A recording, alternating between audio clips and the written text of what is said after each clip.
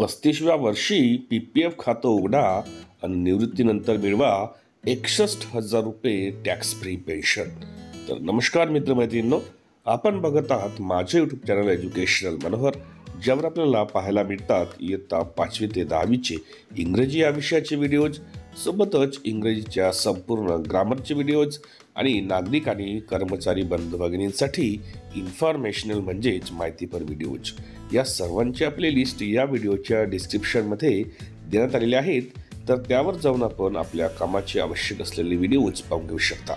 तर आजच्या आपल्या व्हिडिओचा विषय आहे की जर 35व्या वर्षी तुम्हाला पीपीएफ खातं उघडता आलं तर अशा वेळी तुम्ही निवृत्तीनंतर जवळपास 61,000 रुपये टॅक्स फ्री असलेली पेन्शन मिळवू शकता. याबद्दलचीच सविस्तर माहिती आजच्या व्हिडिओमध्ये आपण बघून घेणार आहोत. त्यामुळेच जाता जाता हा व्हिडिओ बघितल्यानंतर या व्हिडिओला एक लाईक आणि जास्तीत जास्त आपण शेअर करायला विसरू नका. आणि सोबतच हे चॅनल एज्युकेशनल मनोहर यावर आपण नवीन असाल तर हे चॅनल आपण सबस्क्राईब करायलाही विसरू नका. त्यानंतर बघूया की पीपीएफ खातं कशा पद्धतीने तुम्हाला 61,000 रुपये निवृत्ती वेतन देऊ शकते. तर यामध्ये म्हटलेलं आहे की आज प्रत्येक जण सुरक्षित भविष्यासाठी वेगवेगळ्या ठिकाणी गुंतवणूक करत असतात, पण सार्वजनिक भविष्य निर्वाह निधी म्हणजेच पीपीएफ खातं ही एक अत्यंत फायदेशीर सरकारी योजना आहे. यामुळे तुम्हाला भविष्यात चांगला नफा मिळण्यास मदत होते. आता या योजनेमुळे म्हातारपणासाठी आर्थिक सुरक्षा मिळते. पीपीएफ योजनेमध्ये जास्त गुंतवणुकीचीही गरज नाही. योजनेतील गुंतवणुकीमुळे निवृत्तीनंतर 60,989 रुपये प्रत्येक महिन्याला मिळतील. तर चला या योजनेबद्दल अधिक माहिती जाणून घेऊया. पीपीएफ खातं उघडण्याची प्रक्रिया काय असेल? तर पीपीएफ खातं उघडण्याची प्रक्रिया खूप सोपी आहे. खाते ओपन करण्यासाठी तुम्ही कोणत्याही भारतीय नागरिक पोस्ट ऑफिस किंवा बँकेच्या शाखेत जाऊन पीपीएफ खातं उघडू शकता. प्रत्येक आर्थिक वर्षात म्हणजेच 1 एप्रिल ते 31 मार्च या दरम्यान कमीत कमी रुपये 500 आणि जास्तीत जास्त रुपये 1.5 लाख तुम्हाला जमा करावं लागते. यामध्ये पीपीएफ खाते आणि कर, तर कशा प्रकारचा या ठिकाणी टॅक्सवर तुम्हाला बेनिफिट मिळेल? तर पीपीएफ खातं आयकर कायद्यानुसार म्हणजेच EEE नुसार एक्झेम्प्ट कॅटेगरीत येते. तुमच्या पीपीएफ खात्यात जमा करणाऱ्या रकमेवर तुम्हाला कर सवलत मिळते. पीपीएफ खात्यात जमा रकमेवर मिळणारे व्याज हे टॅक्स फ्री असतात.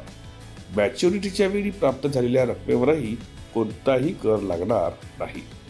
पीपीएफ खात्याचा व्याजदर असेल तुमचा 7.1%.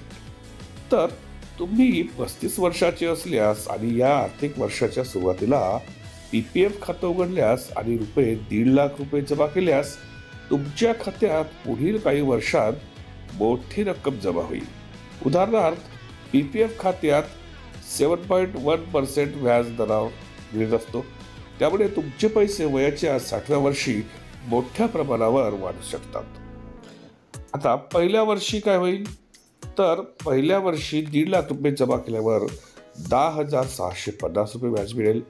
पुढील वर्षाच्या सुरुवातीला तुमचं पीपीएफ खातं रुपये 1,60,650 रुपये होईल. मग दुसऱ्या वर्षी काय होणार? तर पुढील वर्षी 31 मार्च पर्यंत 22,056 रुपये व्याज मिळेल. त्यामुळे तुमच्या खात्यात रुपये 3,32,706 रुपये होतील. याचप्रमाणे तुमचे खाते पीपीएफ खाते हे नियमितपणे वाढत जाईल. 5व्या वर्षाच्या शेवटी तुमच्याकडे एका मोठ्या रकमेचा संचय होईल, ज्यावर तुम्हाला मासिक पेन्शन मिळू शकते. मग पीपीएफ खात्याचे फायदे काय असणार आहेत? तर याच्यामध्ये टॅक्स फ्री व्याज आणि मॅच्युरिटीची रक्कम आहे. सुरक्षित आणि सरकारच्या समर्थनासह एक ही स्थिर गुंतवणूक योजना आहे. निवृत्तीनंतर दीर्घकालीन आर्थिक स्थिरता तुम्हाला मिळते. वयाच्या 35व्या वर्षी पीपीएफ खातं उघडून तुम्ही दीर्घकालीन आर्थिक सुरक्षितता आणि स्थिरता प्राप्त करू शकता. नियमित आणि योग्य गुंतवणूक पद्धतीने तुम्ही निवृत्तीनंतर एक चांगली पेन्शन याद्वारे मिळवू शकता. तर एकंदरीत पीपीएफ खातं जे आपण बँकेमध्ये किंवा पोस्ट ऑफिसमध्ये उघडून घेऊ शकतो, तर त्या पीपीएफ खात्याबद्दलची सविस्तर माहिती आजच्या व्हिडिओमध्ये आपण बघण्याचा प्रयत्न केला. आशा करतो हा व्हिडिओ तुम्हाला आवडला असेल।